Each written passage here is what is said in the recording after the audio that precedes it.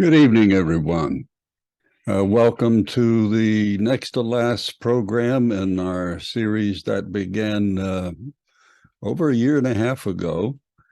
This will be an important session. I believe this one and the next one are well worth the wait that you've endured. This program, session 82, class 82, is on the advent of the lesser peace. And I thought, by way of introducing what we're going to discuss about it, that I would compare it to the life of an individual. Of course, we're talking about the collective life of humankind on this planet, where it has come from and what its destiny is.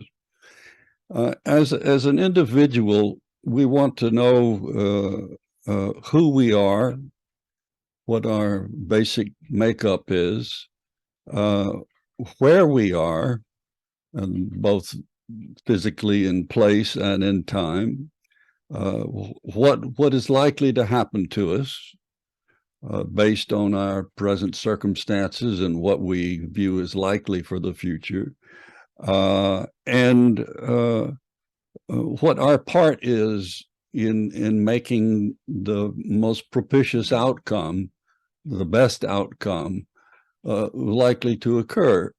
So if we translate that into the terms of human history, we as Baha'is have a most fortunate perspective in a number of ways. First of all, that we know from the Baha'i writings what a human being is composed of, namely that we are essentially spiritual beings who, for a certain period of time, associate with the physical apparatus, the body, and we're destined to transition to the realm of the spirit. So we know what we are, and we know what our place is in time and space, in the sense that we know that we're part of a collective on one planet, in what is probably numerous planets that have the same process going on, or either had such a process going on or will have such a process going on. And we know that the destiny is that we will have a happy outcome, that we will in time have a peaceful and just planetary administration and system. We are assured of this in the Baha'i writings. And so you could say that, unlike most religions that have no such perspective, other than, I mean, they may have a belief in the afterlife and so on, but the Baha'i view is carefully integrated with human history as a collective. And so when we talk about the advent of the lesser peace, we're not simply talking about a stage in the evolution of the Baha'i Faith, are we? We're talking about what is going to happen to planet Earth as a result of the advent of Baha'u'llah. Because while right now we have two processes going on, the secular history that is playing out and Baha'i history that is playing out, but we know that at some point these two histories dovetail, they merge. And this is something we will see in a fuller expanse next class, when we sort of delve into what will that golden age when all of this has occurred, what will that be like? Tonight, we're going to look at some of the steps that will occur before we achieve the secular unity of the planet, what is called the lesser peace. And it is where both the Baha'i history is still evolving along or parallel to the collective secular history.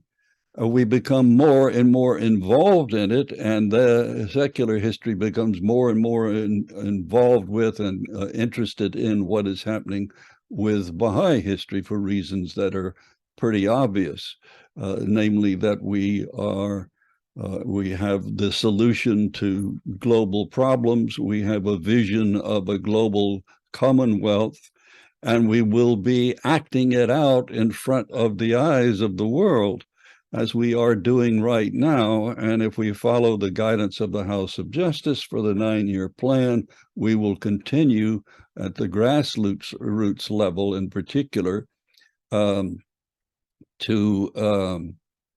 make it all the more apparent as to what is going on.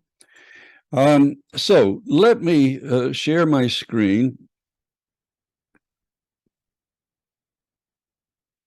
And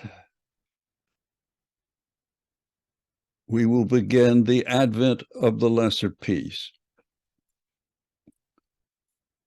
We're going to look again. Now, this is a slide I've showed you for about 3 sessions now, but we keep coming back to it because it keeps being relevant to what we're talking about.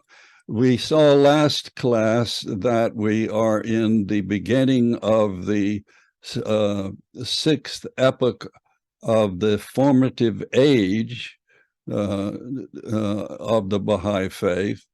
And then we have the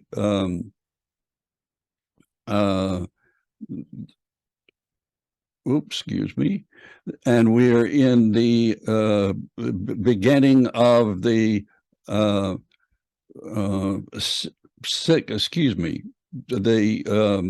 3rd epoch of the tablets of the teaching plans, beginning with this 9-year plan. And then if you look at the what will happen, say, 20 years from now, in 2044 approximately, you see that we have the beginning of the 3rd century of the Baha'i Faith. Now, when we talk about the 1st and 2nd and 3rd centuries of the Christian religion, those of us who grew up in the Christian church and learned Christian history, we know that it was just beginning to take shape insofar as its structure and so on is concerned. And so you can, by comparison, see that, well, our institution became complete at the end of the 10-year World Crusade here in 1963. So this is where we are in Baha'i history. Now, hold on one second. I've got some people in the waiting room, and I've got to see how to admit them. Let's see. Admit all. Maybe that'll take care of it. All right. Now, much of what I'm going to tell you tonight is simply reading from passages from The Guardian in 2 major works of his. One is The World Order of Baha'u'llah, and the other is The Citadel of Faith. These both foreshadow what will happen, the World Order of Baha'u'llah, what will happen in the secular history as the secular world government takes place. And in that work, The Guardian sort of predicts or says, as far as we can imagine, it will take this shape. And he gives us an idea of what the world government will probably look like. But he's not talking about Baha'i governance, which will remain as it is, even as it creates other agencies and so on. But the basic structure will remain the same. And then towards the end of our presentation tonight, we'll see how these things ultimately dovetail, that they merge together into one structure. The present crusade. Now, this is a passage from the Citadel of Faith, which were the last collection of the Guardian's letters from, and it covers the period of the World Crusade from 53 until his demise in 57. This present crusade, on the threshold of which we now stand, and if you remember this, the World Crusade had the principal purpose of establishing the pillars of the House of Justice, the electors, the National Spiritual Assemblies. will moreover, by virtue of the dynamic forces it will release and its wide repercussions over the entire surface of the globe, contribute effectually and to the acceleration of yet another process of tremendous significance, which will carry the steadily evolving faith of Baha'u'llah through its present stages. Now, here he's going to list several stages, which he says are going on in one or another place in the world. In other words, each community will go through these stages, and some of them are at one stage and some at another. Present stages of obscurity, the first stage, of repression, of emancipation, and of recognition. Stages, one or another of which Baha'i national communities in various parts of the world now find themselves in. To the stage of establishment. Now, what is the stage of establishment? I've mentioned it before, but it's extremely important, and we'll find out. He will tell us right now. The stage at which the faith of Baha'u'llah will be recognized by the civil authorities as the state religion, similar to that which Christianity entered in the years following the death of the Emperor Constantine, a stage which must later be followed by the emergence of the Baha'i state itself. So now notice the time sequence. This stage is not the emergence of the world order Baha'u'llah, where we become the state religion of the world order, of the secular state. But it's obviously would be a tremendously important stage. Now, this doesn't mean that everyone will be forced to be a Baha'i. Coercion in the faith will never occur. It simply means, as we can imagine, that what we are proffering, which is the recognition of the validity of all world religions and the sacredness of the foundation of all religions, as well as the same goals that the world commonwealth is striving to achieve, then it would be a natural thing for it to recognize the faith as striving for that same goals and the same journey that the global community is on. But this sentence continues. Functioning in all religious and civil matters in strict accordance with the laws and ordinances of the Kitab-i Aqdas, the most holy, the mother book of the Baha'i revelation, a stage which in the fullness of time, so in other words, what's the stage after the establishment, will culminate in the establishment of the world Baha'i world commonwealth, the world Baha'i commonwealth. It's described in both ways, functioning in the plenitude of its powers, and which will signalize the long-awaited advent of the Christ-promised kingdom of God on earth, the kingdom of Baha'u'llah, mirroring, however faintly, upon this humble handful of dust, the glories of the Abha kingdom. So, and now this we must understand, is what we will talk about next week in full, or at least to the extent we can. Is not the end of the process. Again, there is no end to the process of spiritualization. Even as Abdul Baha says that the individual, no matter how spiritual, can always become more spiritual. There's no end to that process of refinement. Refinement, a very important word in the Agnas. And so that's true with the collectivity of humankind as well. So even after the emergence of the Baha'i World Commonwealth, the golden age, as it's called, as opposed to the formative age, where these two will merge together, the secular and the sacred, that won't be the end of the process of human evolution insofar as social order and spiritual refinement are concerned.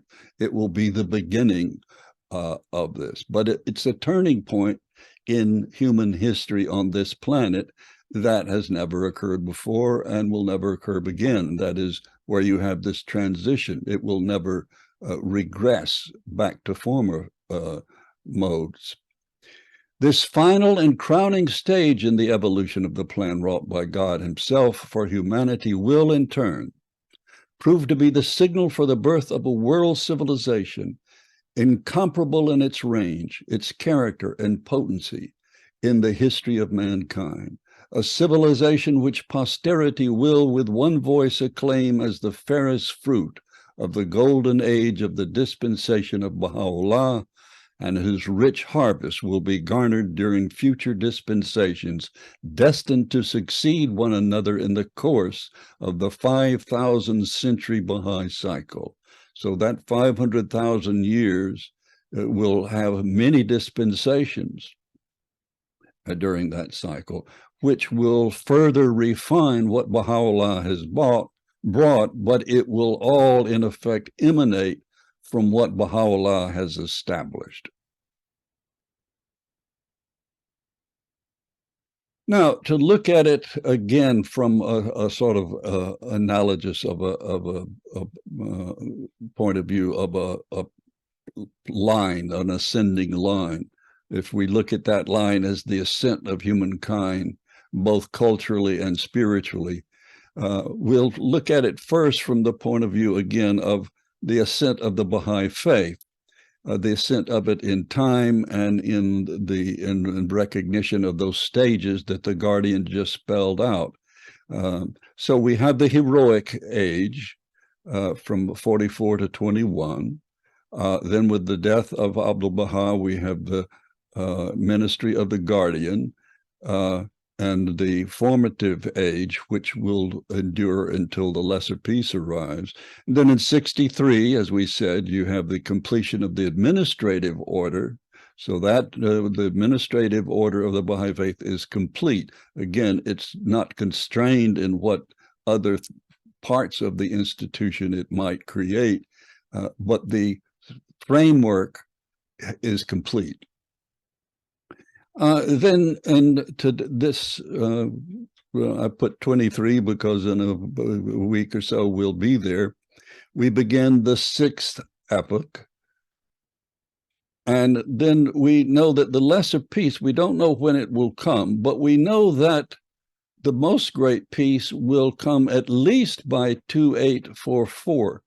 And as I said before, that means that we may have completed at least 20% of that, and that again, that means that we presume that it will at least be completed, the most great peace, by this point.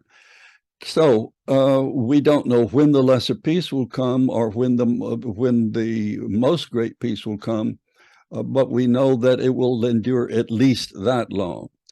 So what happens next in the journey of our collective endeavor to spiritualize the planet?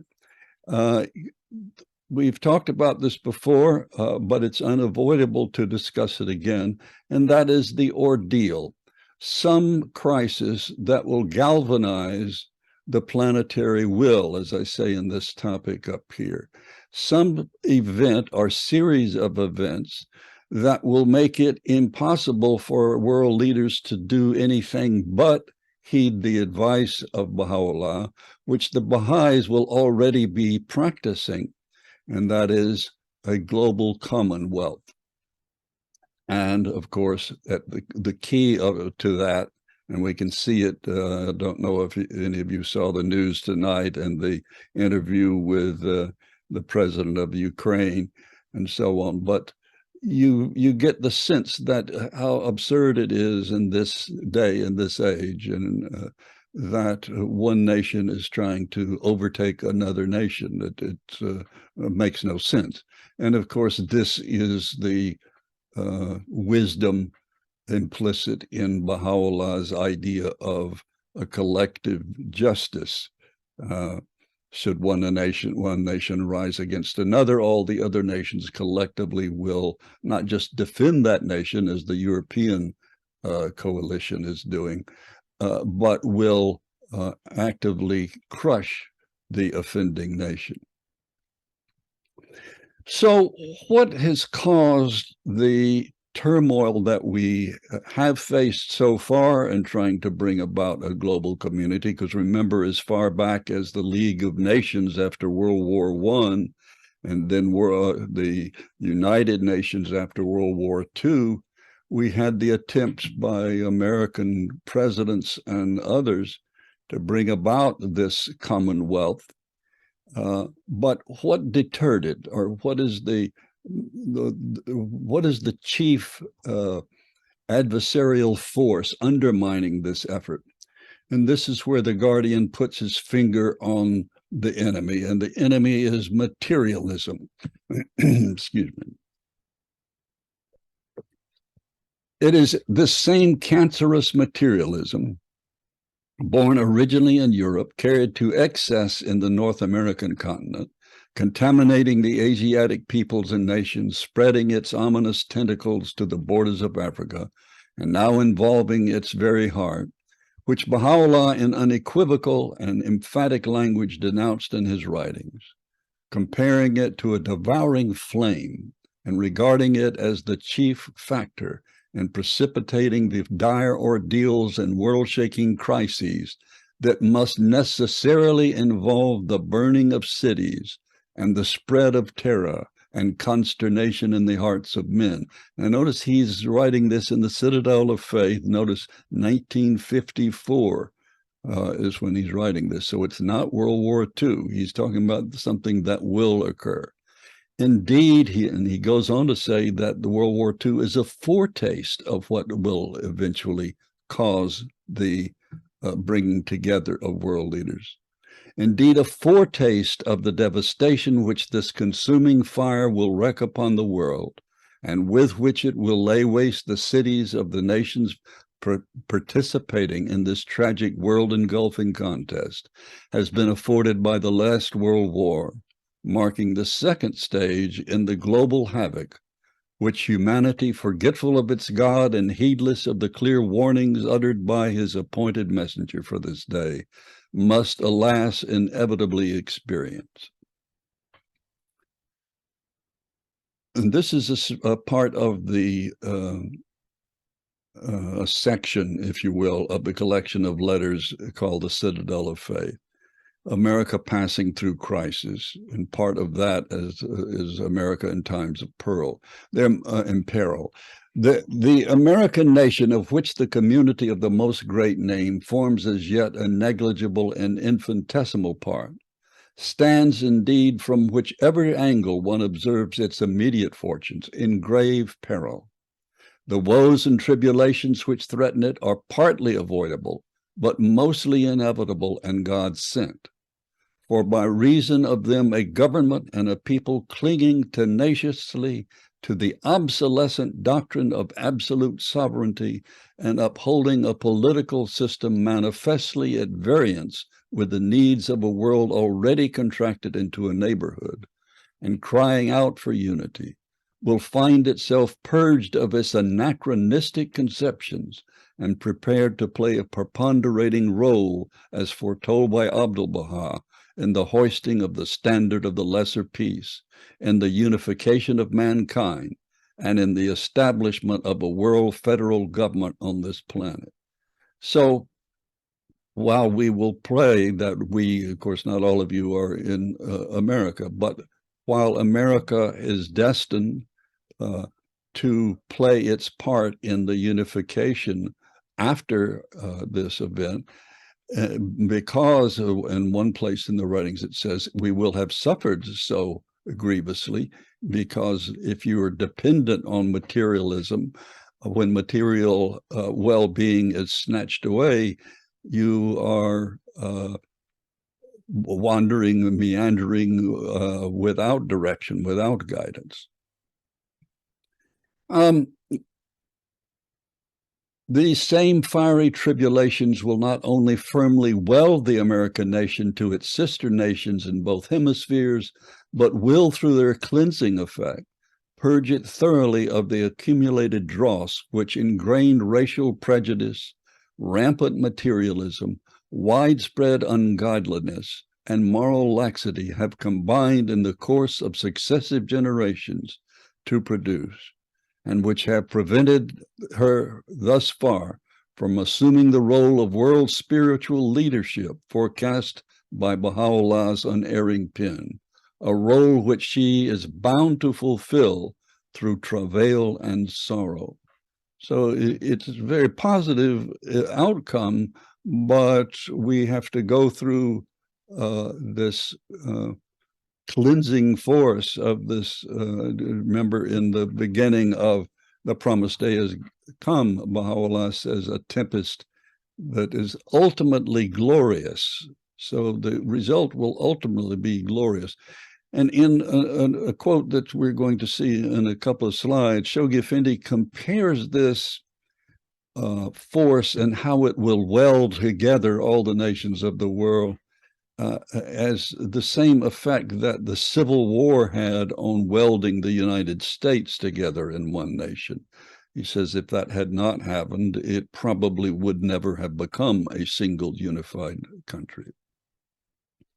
The American Baha'i community, the leaven destined to leaven the whole, cannot hope at this crucial juncture in the fortunes of a struggling, perilously situated, spiritually moribund nation to either escape the trials with which this nation is confronted, nor claim to be wholly immune from the evils that stain its character. Now, one thing he's going to make clear in another slide that you're going to see is that the extent to which the Baha'i community does its job, and of course we know now very specifically what that job is, and that is creating communities at the grassroots level that includes not only bringing new Baha'is into the Baha'i faith, but includes collaboration with those who are not Baha'is. No doubt to the degree we Baha'is the world over strive to spread the cause and live up to its teachings, there will be some mitigation to the suffering of the peoples of the world. But it seems apparent that the great failure to respond to Baha'u'llah's instructions, appeals and warnings issued in the 19th century, has now sent the world along a path and released forces which must culminate in the still more violent upheavals and agony. The thing is out of hand, so to speak, and it is too late to avert catastrophic trials. So, however hopeful we might have felt 20 years ago, 10 years ago, when globalism was seemed almost achievable in the immediate future. We've now got leaders, I don't know if you noticed, but right-wing leaders, a right-wing government was just appointed and right-wing, in this case, I'm associating with those who wish to be sovereign and isolated from other states, independent of other states, and ready to go to war. And that's one of the main features of a right-wing orientation. And so you have that just taken place today in Israel.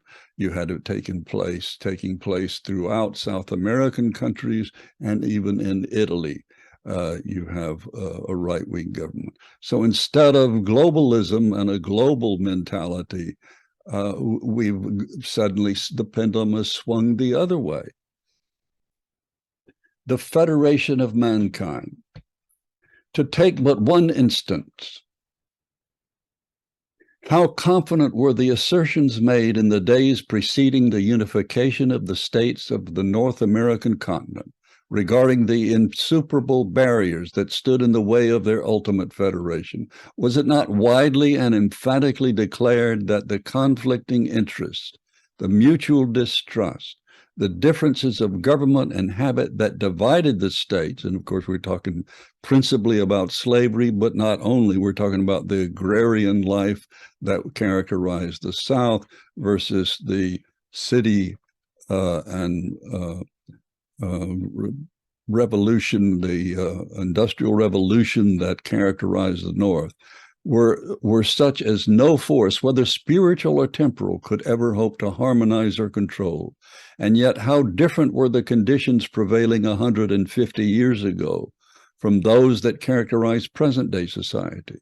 It would indeed be no exaggeration to say that the absence of those facilities which modern scientific progress has placed at the service of humanity in our time made of the problem of welding the American states into a single federation, similar though they were in certain traditions, a task infinitely more complex than that which confronts a divided humanity and its effects to achieve the unification of all mankind. So he's making a comparison here historically that's well worth putting some individual thought into. That the process that America went through before it became one united nation, and of course that now we're divided again, at least if not geographically, and we still have a vast division, so we have regressed in that sense. And he's saying the whole of the planet has to go through this same process. Who knows that for so exalted a conception to take place, to take shape, a suffering more intense than any it has yet experienced will have to be inflicted upon humanity? Could anything less, and this is where he's talking about the Civil War, he's not saying it was a good thing, but he's saying it was probably the only way that that union could have been formed. Could anything less than the fire of a civil war with all its violence and vicissitudes, a war that nearly rent the great American Republic, have welded the states not only into a union of independent units, but into a nation, in spite of all the ethnic differences that characterize its counterparts? That so fundamental a revolution involving such far-reaching changes in the structure of society can be achieved through the ordinary processes of diplomacy and education seems highly improbable. We have but to turn our gaze to humanity's blood-stained history to realize that nothing short of intense mental as well as physical agony has been able to precipitate those epoch-making changes that constitute the greatest landmarks in the history of human civilization.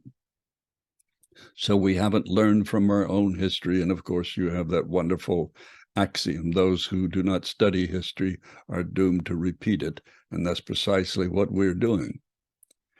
Great and far-reaching as have been those changes in the past, they cannot appear, when viewed in their proper perspective, except as subsidiary adjustments preluding that transformation of unparalleled majesty and scope, which humanity is in this age bound to undergo. So they were just foreshadowing the process that we will have to go to reach the lesser peace.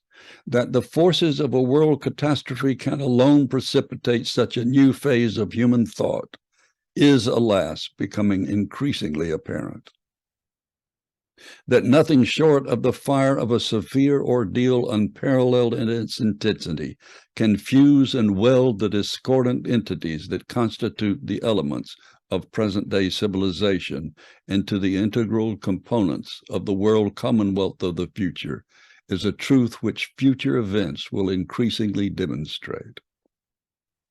Now, one thing let me say at this point, and that is, it's awfully tempting, and some of you may have done this too, to go to the Pilgrim's notes that are available online, where people have taken down things that the Guardian is supposed to have said about specific things that would occur in the specific extent. I find this not wise and not advisable. It is clear, as we're going to see in a few slides, that the Guardian, even though he knew this would occur, that it's unavoidable, did not know the specifics of it any more than the House of Justice does. The prophetic voice of Baha'u'llah warning in the concluding passages of the hidden words, the peoples of the world, that an unforeseen calamity is following them and that grievous retribution awaiteth them, throws indeed a lurid light upon the immediate fortunes of a sorrowing humanity. Nothing but a fiery ordeal out of which humanity will emerge chastened and prepared can succeed in implanting that sense of responsibility which the leaders of a newborn age must arise to shoulder. I would again direct your attention to those ominous words of Baha'u'llah, which I have already quoted. And when the appointed hour is come, there shall suddenly appear that which shall cause the limbs of mankind to quake. Has not Abdul Baha himself asserted in unequivocal language that another war fiercer than the last will assuredly break out? Upon the consummation of this colossal, this unspeakably glorious enterprise, an enterprise that baffled the resources of Roman statesmanship and which Napoleon's desperate efforts failed to achieve, will depend the ultimate realization of that millennium of which poets of all ages have sung and seers have long dreamed. Upon it will depend the fulfillment of the prophecies uttered by the prophets of old, when swords shall be beaten into plowshares, and the lion and the lamb lie down together. It alone can usher in the kingdom of the Heavenly Father as anticipated by the faith of Jesus Christ. It alone can lay the foundation for the new world order visualized by Baha'u'llah, a world order that shall reflect, however dimly, upon this earthly plane, the ineffable splendors of the Abha kingdom. So, well, let me go ahead and read this slide. One word more in conclusion. The proclamation, now in conclusion, this is, you can see the World Order of Baha'u'llah, pages 45 through 46. One word more in conclusion. The proclamation of the oneness of mankind, the head cornerstone of Baha'u'llah's all-embracing dominion, can under no circumstances be compared with such expressions of pious hope as have been uttered in the past. His is not merely a call which he raised, alone and unaided, in the face of the relentless and combined opposition of two of the most powerful Oriental potentates of his day, while himself an exile and a prisoner in their hands. It implies at once a warning and a promise. A warning that in it lies the sole means for the salvation of greatly suffering world, a promise that its realization is at hand. Uttered at a time when its possibility had not yet been seriously envisaged, and that is a world order, a world commonwealth. In any part of the world, it has, by virtue of that celestial potency which the spirit of Baha'u'llah has breathed into it, come at last to be regarded by an increasing number of thoughtful men, not only as an appropriate possibility, but as the necessary outcome of the forces now operating in the world. And as you may remember, some of you caught the class that I did on the pandemic as a path to the lesser peace. Some quotations from people such as the former head of the Soviet Union, the last president of the Soviet Union, Mikhail Gorbachev, where he says that this is what must happen, a world commonwealth of nations. So what is the challenge to each individual in light of this at once dire perspective and yet hopeful outcome? Well, not hopeful, glorious outcome. This challenge, so severe and insistent and yet so glorious, faces no doubt primarily the individual believer, on whom in the last resort depends the fate of the entire community. He it is who constitutes the warp and woof on which the quality and pattern of the whole fabric must depend. He it is who acts as one of the countless links in the mighty chain that now girdles the globe. He it is who serves as one of the multitude of bricks which support the structure and ensure the stability of the administrative edifice now being raised in every part of the world. And of course, we saw last class the houses of worship being built where these, so you see both the literal and the spiritual edifices being raised, communities and then actual places of worship. Well, of course, the Mashriq al-Azkar are more than places of worship. They are the center of dependencies that arise as they are needed. Without his support, his being the individual, so again, this is the challenge to each individual. Without his support, at once wholehearted, continuous, and generous, every measure adopted and every plan formulated by the body which acts as the national representative of the community to which he belongs is foredoomed to failure. The world center of the faith itself is paralyzed if such a support on the part of the rank and file of the community is denied it. The author of the divine plan himself is impeded in his purpose if the proper instruments for the execution of his design are lacking. The sustaining strength of Baha'u'llah himself, the founder of the faith, will be withheld from every and each individual who fails in the long run to arise and play his part. So that tells us not only where we are as a collective, but what we must do as individuals. But how do we prepare, then, for a calamity that is, by its definition, unseen?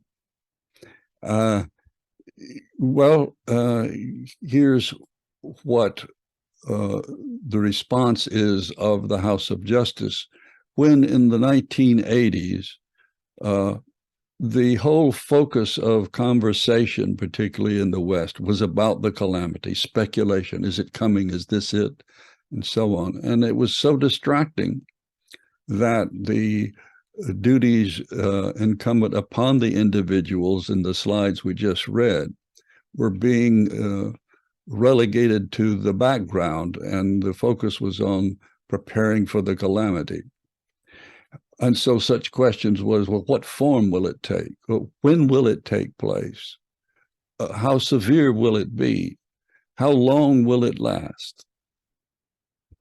And so the House of Justice sent many letters about the best thing you can do is teach the faith and stop focusing your attention on something, the nature of which we don't know and you don't know, the guardian didn't know, only that it must needs occur, that it's too late to avoid it.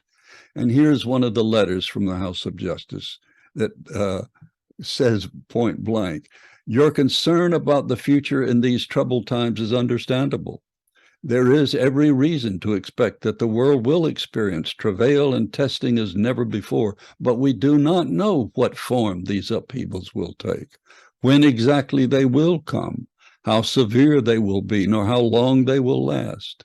In a letter dated the 30th of September, 1950, written on behalf of the beloved guardian to an individual believer, it is stated, he does not feel that fear, for ourselves or for others, solves any problems or enables us to better meet it even if it does arise. We do not know what the future holds exactly or how soon we may all pass through another ordeal worse than the last one. So the guardian didn't know, the House of Justice doesn't know, but they do know what we should do, and that is to follow their guidance. And their guidance is stated for us in recently in the guidance for the 9-year plan. The important aspect for the Baha'is is that their attitude and actions in response to the impending catastrophe be correct. We all know that the cause of Baha'u'llah is the world's only salvation, and that our duty is to actively teach receptive souls and to do our utmost to help in the consolidation of the institutions of the faith. Only in this way can we contribute our share of servitude at his threshold, and we should then leave the rest to him. So what is the probable sequence of what will happen? And this is not authoritative. This is just what little we can imagine, the bare bones outline. We'll probably have massive entry. We are already having that in spots and so forth. The ordeal will occur. Then you will have the accord and then the lesser peace. So this, in other words, the accord is the pact, and then you will have the secular peace.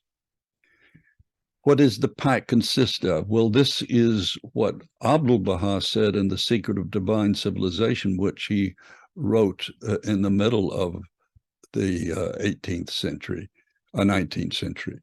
In this all-embracing pact, the limits and frontiers of each and every nation should be clearly fixed. Now, that sounds very important right now, doesn't it? Because the nationhood of the Ukraine is fixed. And so when Russia invaded that, it violated this pact. The principles underlying the relationships of governments towards one another are definitely laid down, and all international agreements and obligations ascertained. In like manner, the size of the armaments of every government should be strictly limited, for if the preparations for war and the military forces of any nation should be allowed to increase, they will arouse the suspicion of others. So Shoghi Effendi, in two places in the World Order Baha'u'llah, speculates about what form that government of the lesser peace will probably take. I think on page 40-something and on page 202 or something like that. And so I've put a graph out here for the first paradigm. They're both fairly similar. It's just that the second one here includes the international force that will reinforce or help execute the plans derived at by the World Tribunal. So you will have most probably a world parliament where people will be elected in their respective countries, and whose election shall be confirmed by their respective governments. An international executive which will enforce the supreme and unchallengeable authority on every member of the Commonwealth, and then a supreme tribunal which will have a binding judgment, even in such cases where the parties concerned did not voluntarily agree to submit their case to its consideration. So a nation doesn't have to bring a grievance before the Supreme Tribunal can act. And then this is where an international force will assist the world executive in carrying out the decisions of the world legislature. So, for example, if you apply that to the situation now in Europe and with Russia and the Ukraine would simply appeal to this body. The body would say, you're correct. They're trying to overtake your country. And this international force, which would be comprised of members from all the nations of the world, would immediately subdue this incursion. So that's what will probably occur according to the Guardian. But then we will have, after that, as we've said, the stage of establishment. I'm not going to read this again, but it's in the slides for you to read again when you're going over the slides if you want to. But this is where once this government has been established in this form, its religion will ultimately become the Baha'i Faith. And according to this statement by the Guardian, when that state is reached, then the laws of the Agdas, the laws and ordinance of the Agdas, will be implemented.